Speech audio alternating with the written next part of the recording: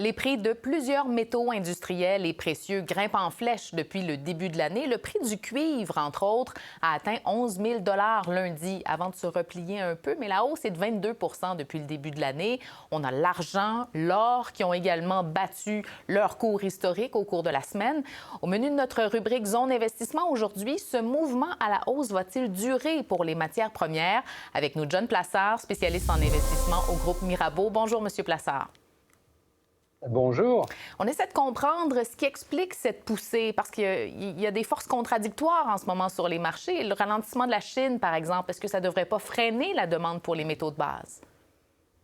Oui, alors tout à fait, c'est la question qu'on se pose. Mais vous savez, le gouvernement chinois veut absolument redémarrer son économie. Donc c'est souvent dans les bas de cycle qu'on investit beaucoup plus. On a vu certains projets qui ont été annoncés par le gouvernement chinois, notamment dans des projets d'infrastructure qui demandent beaucoup de matières premières, et notamment aussi du cuivre, de l'acier, etc.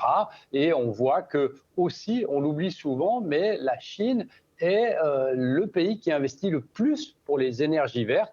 Et lorsqu'on parle d'énergie verte, évidemment, on parle aussi de matériaux. Outre la Chine, M. Plassard, qu'est-ce qui alimente l'appétit des marchés pour les matériaux, les métaux comme ça? Ben, écoutez, on a plusieurs éléments. D'abord, on a l'élément en Europe. L'Europe est rentrée quasiment en récession en fin d'année passée, et on voit dans les statistiques économiques qu'on a un redémarrage qui va se faire progressivement en deuxième partie d'année. Aux États-Unis, par exemple, on parle de plus en plus de no landing, c'est-à-dire une croissance économique qui reste au-dessus des 2%, et là aussi, ça alimente la demande. Et puis, on a d'autres facteurs techniques, on a plein de facteurs techniques, comme notamment les prix de l'énergie qui ont monté depuis l'année passée. Et donc, lorsqu'on parle de hausse du prix de l'énergie, on parle de hausse du prix de la production, hausse du prix du transport et évidemment, à la fin, hausse des matières premières. Et puis, globalement, on a ce sentiment que la récession que tout le monde annonçait l'année passée, eh bien, est derrière nous. Donc, ça va alimenter une demande mondiale, pas simplement chinoise, européenne ou américaine.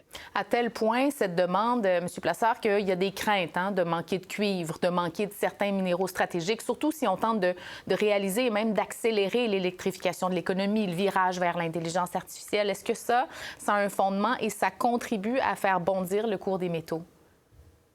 Oui, clairement, c'est une des raisons. Et on se souvient que le PDG d'Amazon, il n'y a pas très longtemps, a dit qu'il y avait un défi à relever, c'était de devoir trouver beaucoup plus d'énergie pour satisfaire les besoins des gens, bien évidemment, mais aussi les besoins de l'intelligence artificielle générative. Donc, lorsqu'on dit plus de demandes, eh bien, il faut qu'il y ait aussi plus d'énergie, notamment renouvelable. On y revient. Et lorsqu'on parle d'énergie renouvelable et de nouveaux projets dans l'énergie renouvelable, eh bien, c'est aussi ce type de matériaux et ce type comme le cuivre, qu'on utilise.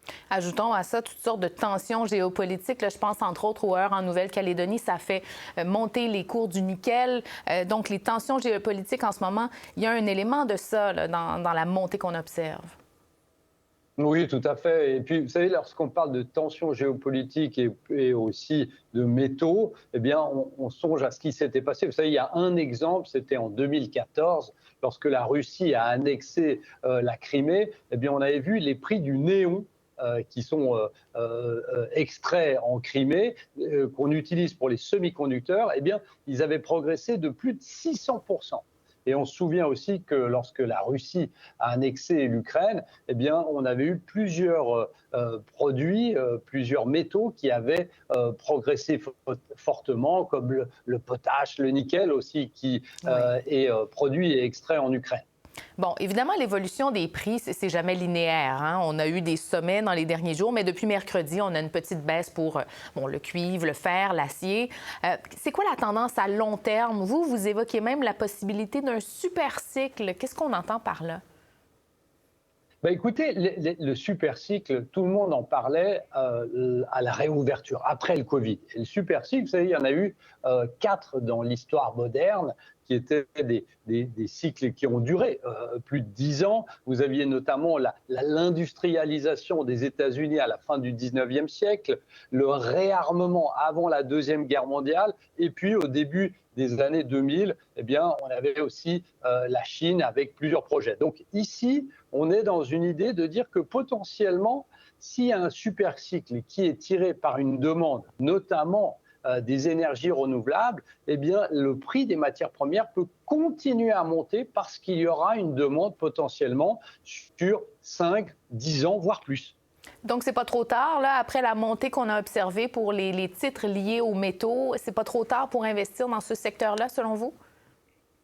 Non, je ne pense pas, mais on va devoir avoir plus d'éléments, je dirais, économiques, de statistiques économiques qui nous montrent, que la Chine, qui est par exemple le plus gros consommateur de cuivre, il consomme chaque année plus de 50% de la demande mondiale, eh bien il va falloir par exemple qu'on ait des signaux que la Chine continue à acheter et que les statistiques économiques remontent.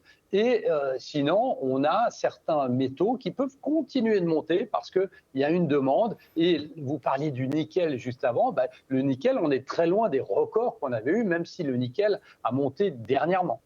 Très bien. Merci beaucoup pour ce tour d'horizon, John Plassard. Merci beaucoup. Très bonne journée. Pour voir nos émissions en entier, rendez-vous sur la chaîne Ici RDI.